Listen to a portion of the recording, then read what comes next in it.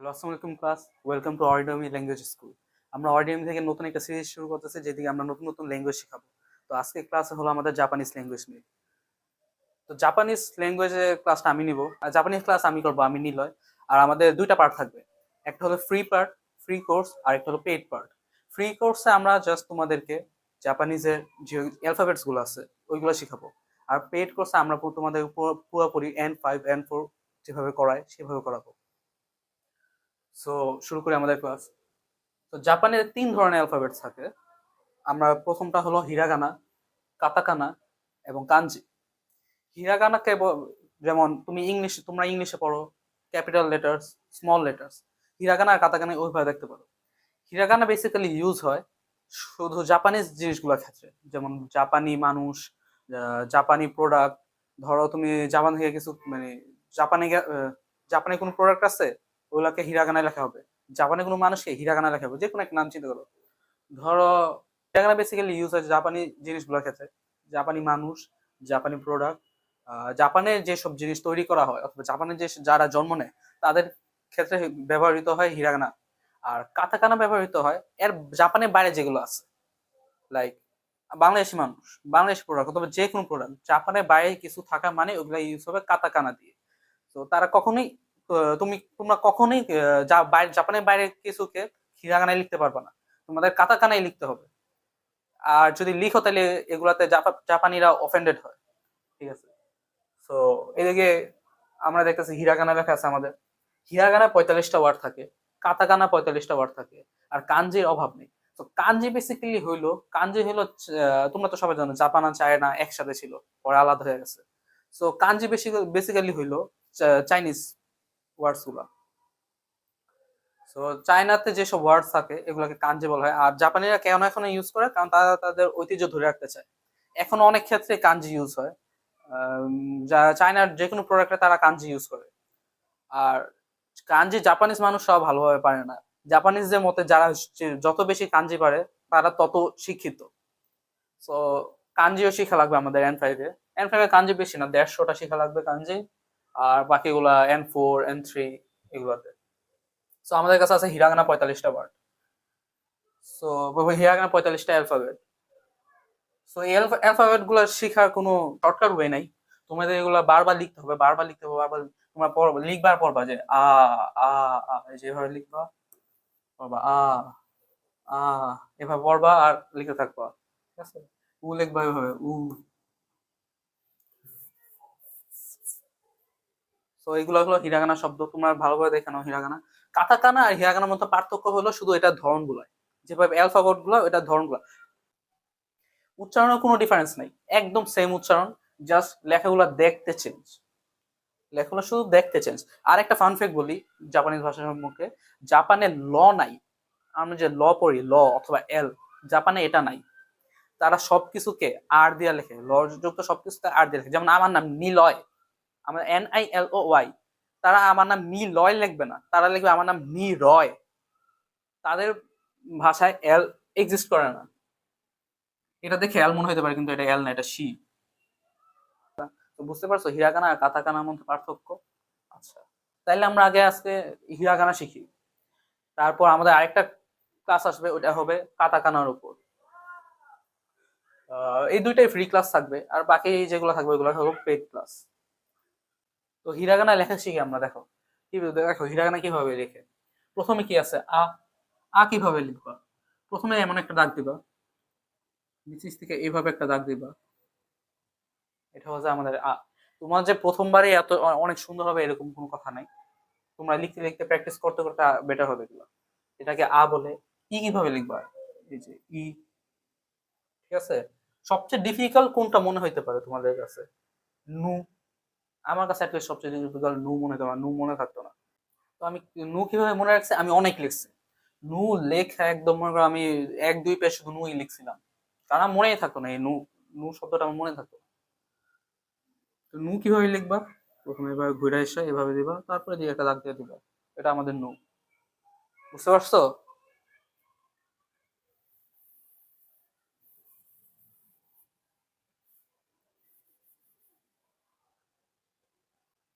এখন অনেকগুলো অ্যালফাবেট তোমার কাছে আইডেন্টিক্যাল মনে হতে পারে, যেমন দেখো ওয়া, নে।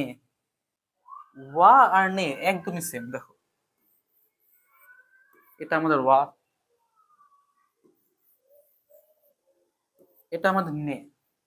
তো এইসব বিষয়গুলো তোমাদের বুঝতে কষ্ট হতে পারে, কিন্তু যত লিখবা তত তাড়াতাড়ি তোমরা শিখতে পারবে। আর আমরা যখন রিডিং পড়বো, আমরা পেড কোর্সের মধ্যে যখন সেন্টেন্স বানাবো, তখন তোমাদের কাছে এগুলো বোঝা ইজি হয়ে যাবে। নু আর সরি, নে আর ওয়ার মধ্যে পার্থক্য কি? এই যে নে এর মধ্যে যেভাবে গোল গোল হয়ে আবার ফিরে আসছে, ওয়ার মধ্যে এটা নাই। এগুলা হলো আমাদের কি পয়েন্টস, এগুলো আমাদের মনে রাখতে হবে কোনটাতে কি আছে কোনটাতে কি নাই। হিরাগানা তাও একটু ডিফারেন্স আছে, কাতাকানায় দেখবে একদম সেম। কাতাকানায় সু আর শি একদম অলমোস্ট সেম, জাস্ট একটু ডিফারেন্সের কারণে বোঝা যায়। এই যে দেখো আমাদের ও, দেখো এটাকে কিন্তু ও বলা হয়, এটা তো ও বলে না, ওই বলে দুইটাকে। তো তো দুইটা ডিফারেন্ট কেন হলো? কারণ যখন তুমি লিখবা তখন সেন্টেন্সের উপর ডিপেন্ড করে দুইটা বসবে, ঠিক আছে? আর নাহলে এই দুইটার উচ্চারণ সেম। এবার কিছু ইম্পর্টেন্ট জিনিস তোমার মনে রাখতে হবে, যেমন দেখো কায়ের উপরে এই যে দাগটা, তারপর এর উপরে যে দাগটা, ও এর উপর দাগটা, ইয়ার উপর দাগটা, এগুলা দিতে হবে। এগুলা না দিলে তোমার ওয়ার্ড হবে না। তুমি কা লিখবা, এ দাগটা দিতে হবে। তুমি এ লিখবা, এ দাগটা দিতে হবে। এগুলা না দিলে তোমাদের ওয়ার্ড হবে না। তারপর এখন তো তুমি দেখলা এদিকে 45টা ওয়ার্ড আছে, কিন্তু অ্যাকচুয়ালি কি 45টা আছে না। হিরাগানার মধ্যে আরো অনেক অ্যালফাবেটস আছে, যেমন যুক্তবর্ণ গুলো আছে। তারপর তেন তেন মারু আছে। এখন এখন বলো তেন তেন মারু কি? এদিকে যে দাগ গুলা দেখবা না, যেমন এদিকে একটা দাগ, এগুলাকে বলা হয় তেন। এই যে দাগ গুলাকে বলা হয় তেন। তো তেন তেন মারু মানে কি? দুইটা দাগ, তেন তেন। আর মারু কি? মারু হলো একটা গোল। বুঝতে পারছো? এটাকে এটাকে বলে তেন তেন, এটা মারু। তেন তেন মারু কেন দেওয়া হয়? তেন তেন মারু দিলে কয়েকটা অ্যালফাবেটের উচ্চারণ চেঞ্জ হয়ে যায়, ঠিক আছে? আমরা কায়ের উপর তেন তেন দিলাম, কায়ের উপর তো আগে থেকে একটা তেন ছিল, তারপর তেন তেনের জন্য আরো দুইটা তেন হয়েছে। কায়ের উপর তেন তেন দেওয়াতে কি হলো? কায়ের উপর তেন তেন দেওয়াতে এটার উচ্চারণ হয়ে গেল গা। কি, এই যে দেখো কি আছে, কি তোমরা এভাবেও লিখতে পারো, আবার কি এভাবেও লেখা যায়, ঠিক আছে? আমরা এদিকে মতোই লিখি,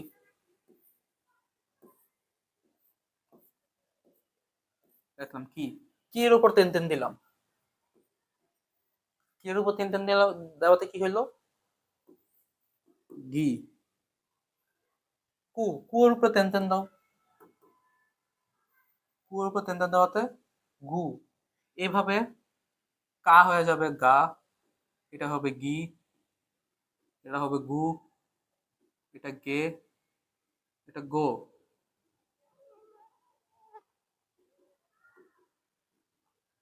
ঠিক আছে? এটা হয়। তারপর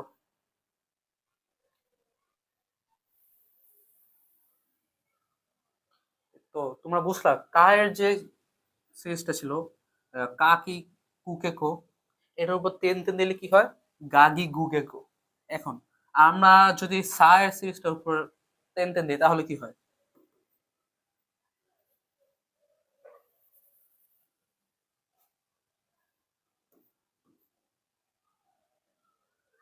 এটা আমাদের সা, ঠিক আছে? সা এর উপর তেন তেন দিলাম, সা হয়ে যাবে জা। বুঝতে পারছো? এদিকে আছে শি, শি, শি এর উপর তেন তেন দিলাম, হয়ে গেল জি। তারপর আছে সু, সু উপর তেন তেন দিলাম, জু। বুঝতে পারছো? তো সু এর উপরে তেন তেন দিলাম, কি হলো? জু। তো এইভাবে যদি আমরা প্রত্যেকটার উপর তেন তেন দিই তাহলে কি হয়? সা হয়ে যায় জা, শি হয়ে যায় জি, সু হয়ে যায় জু, সে হয়ে যায় জে, সো হয়ে যায় জো। এটা বুঝছো? ঠিক আছে। তাইলে এরপর আমাদের কি আছে? তা চি সুতে তো, তা এর উপরে তেন তেন দিলে কি হয় দেখো, ওটা মুছে দিই।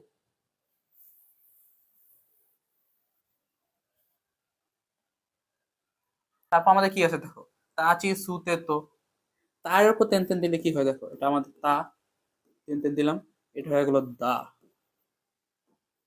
তা কি হয়ে গেল? দা। চি এর উপর দিলে কি হয়? এটা চি হয়ে গেল দি। সেম, সু এর উপর দিলে দু। তাহলে এগুলো কি হলো? প্রত্যেকটার উপর তেন তেন দিলে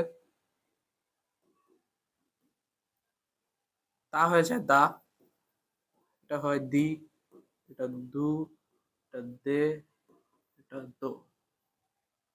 বুঝতে পারছো? এখন তুমি যদি দাদি লিখতে চাও তাহলে কিভাবে লিখবা?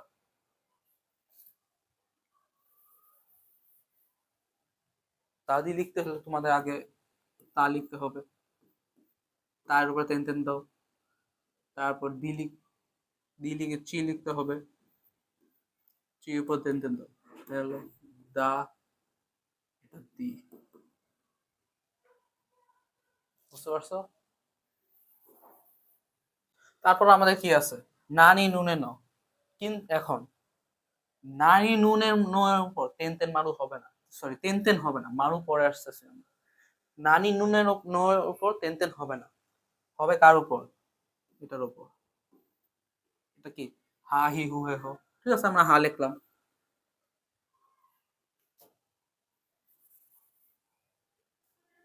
আমরা হা লিখলাম, এটা আমাদের হা। হা এর উপর তেন তেন দিলাম, তাহলে কি হয়ে গেল এটা? বা। কি লিখলাম? কি এর উপর তেন তেন দিলাম, কি হলো এটা? বি। তো ফু লিখলাম, ফু এর উপর তেন তেন দিলাম, এটা কি হলো? বু। তো আমরা হা এর উপরে সবগুলোর উপর তেন তেন দিলে কি হয়?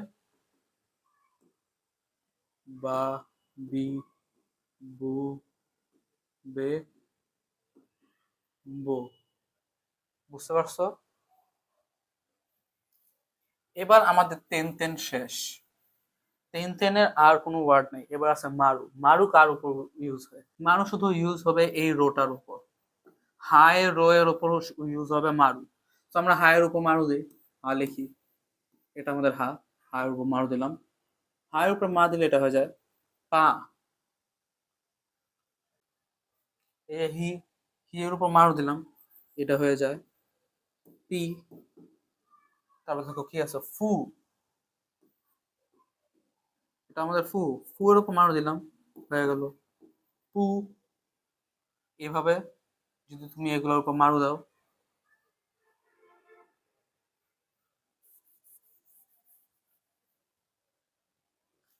এইভাবে তুমি যদি হাই সিরিজের উপর মারু দাও, তাহলে কি হয় এগুলো?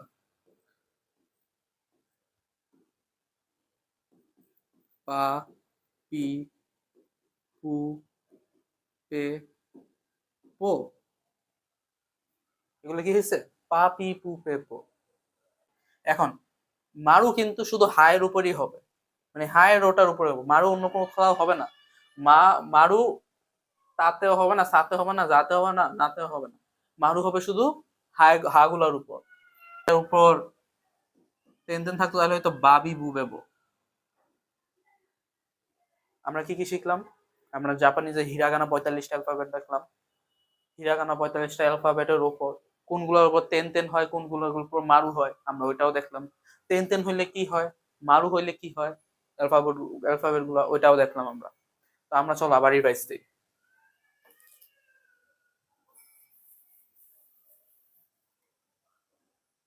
তো তা সো কাকি কুকে কো উপর তেন তেন দিলে কি হয়? গাগি গুগে গো। সাশি সুসে তোর উপর তেন তেন দিলে কি হয়? জাজি জুজে জো। তাশি সুতে তো উপর তেন তেন দিলে কি হয়? দাদি দুধে দো। আর হাহি হুয়ের উপর তেন তেন দিলে হয় বাবি বুবেবো। আর মারু কোথায় হয়? শুধু হায় রোটার উপর মারু হবে, হায় রোটার উপর মারু মারু দিলে কি হয়? পাপি পুপেপো। বুঝতে পারছো? তো এটা ছিল আমাদের জাপানিজ ল্যাঙ্গুয়েজের প্রথম ক্লাস, আর এটা ছিল হিরাগানার উপর। নেক্সট ক্লাস আমাদের হবে কাতাকানার উপর, আর তারপর আমাদের পেইড কোর্স শুরু হবে।